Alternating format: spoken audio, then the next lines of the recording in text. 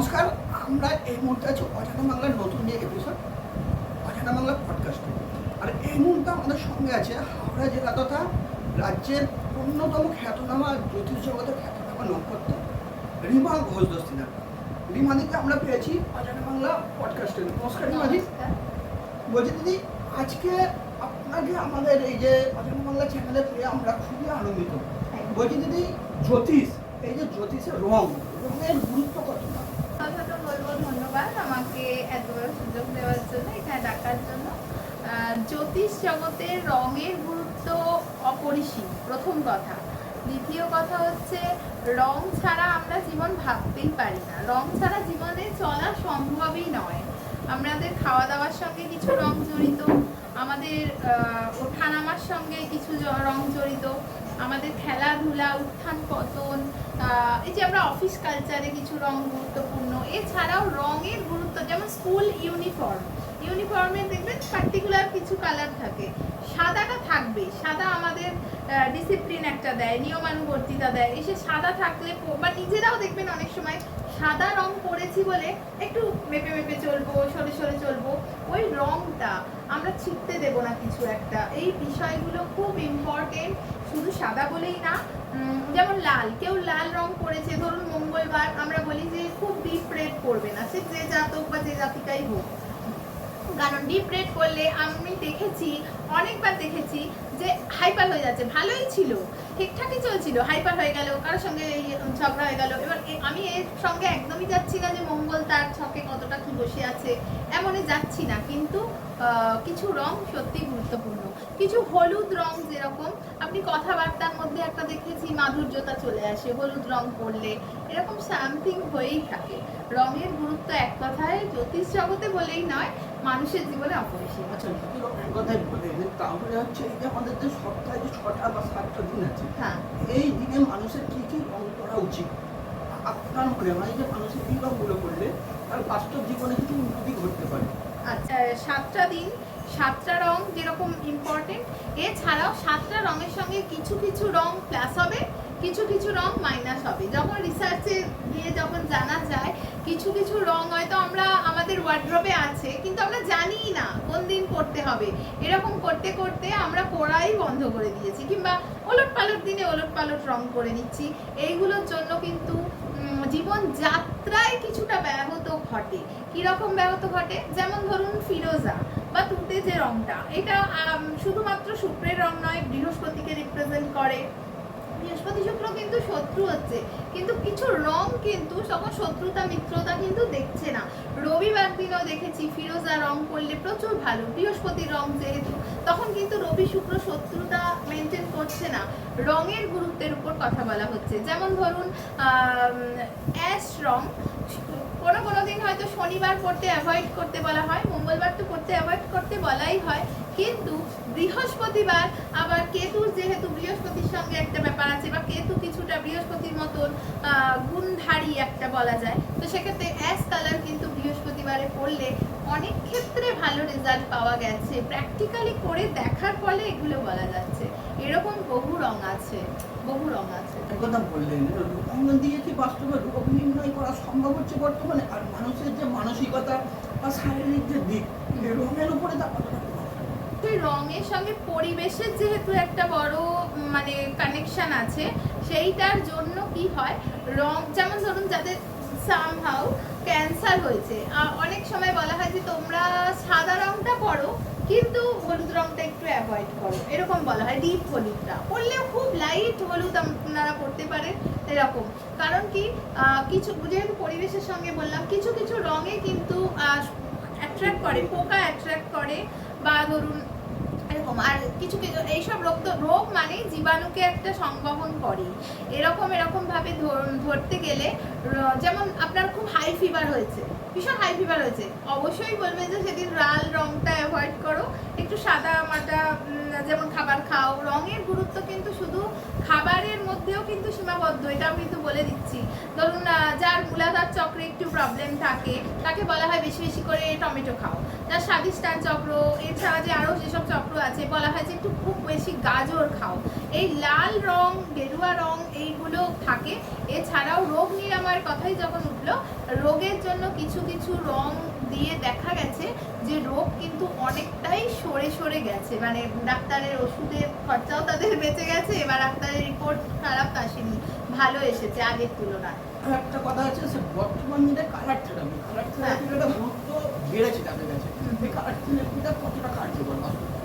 হ্যাঁ, colour therapy জীবনে বাস্তবের সঙ্গে সঙ্গে সঙ্গে জীবনের প্রত্যেকটা অঙ্গে অঙ্গে জড়িত। কিরকম, কিছু রং আছে, কিছু কাজ করতে গেলে ওই রংগুলো পড়ে গেলে আপনার কাজ হবেই লিখিত অবস্থায়। যেমন আমরা টিকা পড়ি, যে কোনো রকমের টিক্কা যখন পড়া হয়, টিক্কার রঙের উপর আর টিক্কার যে স্ট্রোক যেভাবে দিচ্ছি বা কোন আঙ্গুলের দরুন দিচ্ছি সেটার উপর ইম্পর্টেন্স একটা ক্রিয়েট করে।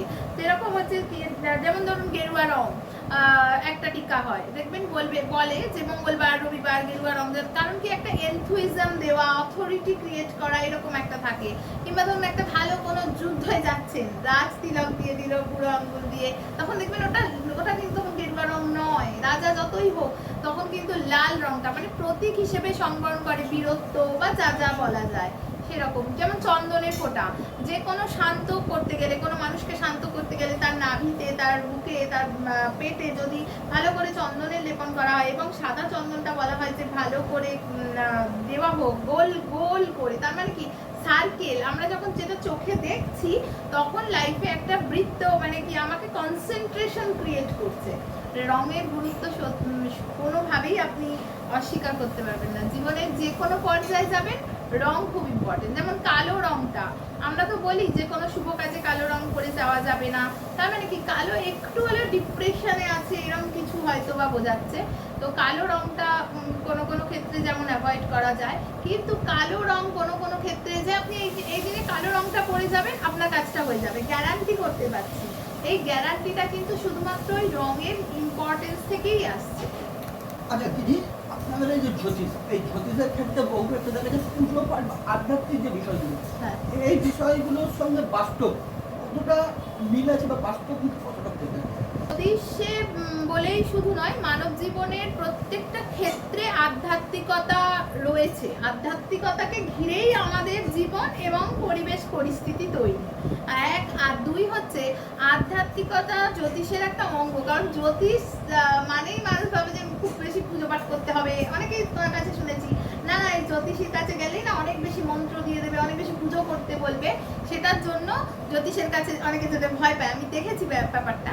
তো আধ্যাত্মিকতার একটা গুরুত্বপূর্ণ প্রথম এবং প্রধান যেটা বলবো, মানুষের মনকে শান্ত করে, মানুষের একাগ্রতাটা এবং মানুষের এক মনোভাব, যেটা মানে ধরুন আমি ভাবছি যে আমি ভালো চাকরি পাবো, আমি কোনোভাবেই সব বন্ধু বান্ধবদের সঙ্গে মিশছি, পড়াশুনো যখন করতে হয় করছি, সেরকম ভাবে করছি না।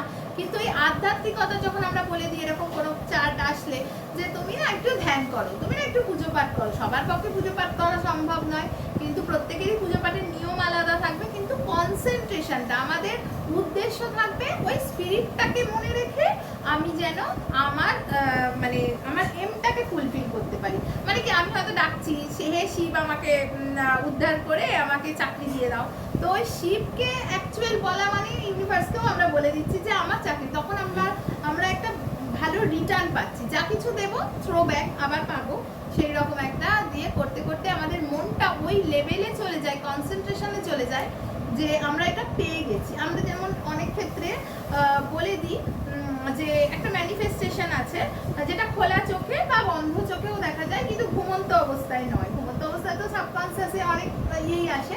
আমরা বলি যে প্রত্যেক দিন নয় ঘুম থেকে উঠে, নাহলে শোবার সময় বা শুয়ে পড়ে একেবারে রিল্যাক্স হয়ে, সবাসনের মতো শুয়ে পড়ে রিল্যাক্স হয়ে তোমরা বলতে থাকো যে আমি চাকরি, ধরো আমি চাকরি করছি, আমি একটা বিশাল বড় অঙ্কের চাকরি করছি এবং সেই বড় অঙ্কের চাকরির টাকা দিয়ে আমি একদম বড় বাংলো বা বাড়ি কিনেছি, আমার বাড়ির তলায় আমার একটা পার্সোনাল কালার আছে, যে কোনো মানুষের থাকে, মানে তার কথা আমি বলছি। ধরুন যে লাল রঙের একটা গাড়ি আমার বাড়ির নিচে দাঁড়িয়ে আছে, আমি সিঁড়ি দিয়ে নামছি, আমি ভীষণ ভালো একটা স্যুট বুট পরেছি এবং আমি কিছু টাকা পকেট থেকে বের করে আমার নিচের অধস্তন যে কর্মচারী আছে তাদেরকে টাকা আমি দিচ্ছি, তারা হ্যাপিলি হাসছে। এই বিষয়টা যখন তোমরা এরকম দিনের পর দিন ভাবতে থাকবে, মাইন্ডের মধ্যে একটা রিল্যাক্সিং সিচুয়েশন হবে, মাইন্ড ওটাকে গেইন করবে, তখন thank you God, thank you universe, কারণ কথার পজিটিভিটি কিন্তু আমাদের ইউনিভার্সকে যখন আমরা থ্রো করি আমাদের মনে একটা ভাইব্রেশন তৈরি করে। থ্যাংক ইউ ওয়ার্ডটার মধ্যে এত মানে ভাইব্রেশন আছে বলে বোঝানো সম্ভব নয়। প্রত্যেকদিন কেউ যদি থ্যাংক ইউ প্রত্যেককে থ্যাংক ইউ সব কথা একটা স্মাইল দিয়ে থ্যাংক ইউ করে, প্রত্যেকটা তার কাজ সফল হতে বাধ্য, পজিটিভ দিকে যেতে বাধ্য, তার চরিত্র ঠিক হয়ে যাবে, লাইফস্টাইল ঠিক হয়ে যাবে এবং তার হাঁটা চলা কথাবার্তা সব ঠিক হয়ে যাবে। আমি দেখেছি বহুবার যে থ্যাংক ইউ ওয়ার্ডটার মধ্যে এতটাই শক্তি আছে। দিদি এটা যেমন বললেন, এটা যেমন একটা দিন বললেন, তেমনি এই যে টোটকা, বহু ক্ষেত্রে থাকে যে বহু জ্যোতিষ বিভিন্ন দিন বিভিন্ন রকম টোটকা দিয়ে থাকে। হ্যাঁ হ্যাঁ, এই যে টোটকা কতটা কার্যকরী? প্রথম গুরুত্ব একটা বলবো, টোটকা হচ্ছে যে কোনো টোটকাই কিন্তু গ্রহকে রিপ্রেজেন্ট করছে, কোনো গ্রহকে শান্ত করার জন্য কিংবা কোনো গ্রহকে আরো বেশি ঊর্জা ক্রিয়েট করে মানে উদ্ভাবিত করার জন্য আমরা টোটকা দিয়ে থাকি। সাধারণভাবে টোটকার গুরুত্ব অনেক আছে, কিন্তু টোটকা কিন্তু সীমিত সময়ের জন্য চলে। টোটকা কিন্তু একটা ব্যাকআপ। আমি ছাতাও নিতে পারিনি, আমি রেনকোটও নিতে পারিনি, কিন্তু আমার কাছে কিছু বস্ত্র আছে বা কচু পাতা আছে, আমি সেটা দিয়ে যাচ্ছি। এটা দিয়ে হয়তো দীর্ঘকাল আপনার চালিয়ে নিয়ে যাওয়া সম্ভব না, তার জন্য তো আপনাকে স্টোন বলুন বা ক্রিস্টাল বলুন, রুদ্রাক্ষ বলুন, সাপোর্ট নিতে হবে। যদি প্রোটেকশনের দরকার থাকে, সেই চার্ট শুধুমাত্র প্রেডিকশনের উপর কথা বলতে পারবে না, প্রোটেকশনই তার আলটিমেট সলিউশন হবে। কিন্তু টোটকা প্রথম আপনাকে অনেকটা ব্যাকআপ দেবে। যে গ্রহটা পারছে না, চলতে পারছিল না, আপনার লাইফস্টাইলের সঙ্গে ওর কানেকশন মিলছিল না, কারণ গ্রহরা সবসময় দেয়, পজিটিভ দেয়, নেগেটিভ দেয়। আপনার লাইফস্টাইল যেরককম আপনি সেরকম নেবেন। তো যেহেতু কয়েনের মতো বলাই হয়, গ্রহরা একটা পিঠ পজিটিভ একটা দিক নেগেটিভ, যখন তুলে নিচ্ছি তখন থাকে পুরোটাই, যেরকম লাইফস্টাইল সেরকম নিই। তো ওই রকম হিসেবে এবার গ্রহটাকে শান্ত করার জন্য বা গ্রহটাকে আপনার দিকে পজিটিভলি অ্যাক্টিভেট করার জন্য টোটকার ভীষণ গুরুত্ব আছে। একটু আগে যে কথাটা বলছিলাম যে এরকম বাড়ি থেকে নামছি, ভালো একটা গাড়ি বা এইরকম ম্যানিফেস্টেশন দিনের পর দিন করতে করতে আমি অনেককে দেখেছি তার লাইফে ওই চেঞ্জেসটা এসে গেছে। তারা ঘুমিয়েও দেখছে বা বলছে, দিদি আমি ভাবতে পারিনি এরকম ভালো চাকরি পাবো, আমি পেয়েছি, খুব ভালো, অবশ্যই ভালো। এরকম আমি হ্যাঁ, এরই একটা টোটকা আমি বলছি, এই জন্য কথাটা বললাম। আমাদের যে মানে উত্তর পশ্চিম যে কোণ আছে, ওই কোণে ওরকমই ধরুন আপনি যেরকম চান, আপনি ধরুন চান যে খুব ভালো আমি একটা বিয়ে করবো, খুব গ্র্যান্ড একটা বিয়ে হবে, ওরকম বিয়ে বাড়ির একটা ছবি যদি মানে একটা লাগিয়ে রাখেন, খুব দেখেছি যে কারো বিয়ে হচ্ছিল না, তার ওরকম ভালোভাবেই বিয়ে হলো বা বিয়ে হচ্ছে। আবার এরকমও দেখেছি এরকম একটা ভালো চাকরি, কিরকম চাকরি আপনি করেন, অফিসে কম্পিউটারে কাজ করছেন নাকি অনেকের সঙ্গে মিটিং করছেন, যার যেরকম মনের ভাবনার উপর তো ডিপেন্ড করে, ওই রকম একটা ছবি আপনি ওই উত্তর আর দক্ষিণ কোণে যদি লাগিয়ে রাখেন, আমি দেখেছি প্রচুরবার যে বলছে যে উইদিন ফিউ মান্থস সেটা ফুলফিল হয়ে যায়। কেন বলুন তো? কনসেন্ট্রেশনটা, দিকটা তো খুব ইম্পর্টেন্ট রোল প্লে করে আমাদের জীবনে থাকতে গেলে। বলা হয় পূর্ব দিকে বসেই খাও, উত্তর দিকে বসেই একটু জব করার চেষ্টা করো, এরকম কিছু ব্যবসা করছো দক্ষিণ দিকের সঙ্গে যেন একটা কানেকশন থাকে, এরকম বহু টোটকা আছে। বর্তমানে আমার অনেকগুলো জায়গাতেই চেম্বার আছে, ধরুন নাগিরবাজার আছে, দমদম আছে, গড়িয়াহাট আছে, হাওড়া আছে, তারপরে আমি বাউরিয়ায় উলুবেড়িয়ায় তো বসি, এটা মোটামুটি সবাই জানে, মেদিনীপুর আছে, এছাড়াও আরো অনেক জায়গাতেই আছে। এতক্ষণ আপনারা দেখলেন অজানা বাংলা যে জ্যোতিষ অ্যাস্ট্রোলিমাকে নিয়ে যে পডকাস্ট, সেই পডকাস্ট অ্যাস্ট্রোলিমার সঙ্গে আপনারা যোগাযোগ করতে পারেন আমাদের যে স্ক্রিনে দেওয়া নাম্বার, সেই স্ক্রিনে দেওয়া নাম্বারে। এছাড়াও তিনি বর্তমানে গোটা রাজ্যের একাধিক জায়গাতে চেম্বার করছেন। আজ এটুকুই, আগামী দিনে অন্য কোনো পডকাস্ট নিয়ে আবার আপনাদের সঙ্গে দেখা হবে অজানা বাংলা।